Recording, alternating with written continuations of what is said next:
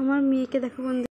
Hello বন্ধুরা, welcome back to my channel. আমি পূর্ণিমা short and blog চ্যানেলে আপনাদের সবাইকে স্বাগত। তো বন্ধুরা, তো দেখতেই পাচ্ছ আমি দুধ থেকে ছানা তৈরি করছি। তো এটা করছিলাম কারণ হচ্ছে মার শরীরটা অসুস্থ। ডাক্তার বলেছে রাত্রে, যেহেতু দুধটা বিকেলে আসে রাত্রে আমি দিই, তো এই জন্য বলেছে তোমার দুধ থেকে ছানাটা কেটে দিতে দিলে কোনো কিছু ক্ষতি হবে না।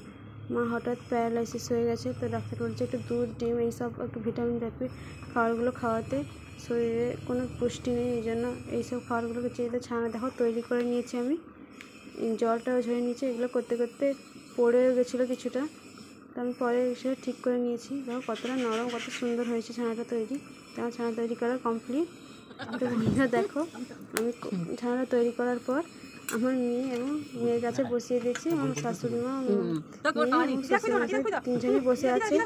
আমার মেয়ে ওর দিদাকে খাইয়ে দিচ্ছে, ও নিজে খাচ্ছে, একটু একটু খাচ্ছে, ফেলছে। ও তোমরা দেখতেই পাচ্ছে। এই দেখো সে নিজে খাচ্ছে, বাবা একটু একটু করে খাইয়ে দিচ্ছে। তো দিদাকে খাইয়ে দিতে বলছে, একবার না বলছে, একবার খাইয়ে দিচ্ছে। এই দেখো একবার খাইয়ে দিচ্ছে, মা হাঁ করছে, যে মুখে ঢুকিয়ে দিচ্ছে। তো বন্ধুরা, অবশ্যই ভিডিওটা কেমন লাগলো অবশ্যই কমেন্ট করে বলবে। আর তোমরা ঈশ্বরের কাছে কামনা করো আমার মা যেন তাড়াতাড়ি সুস্থ হয়ে যায়।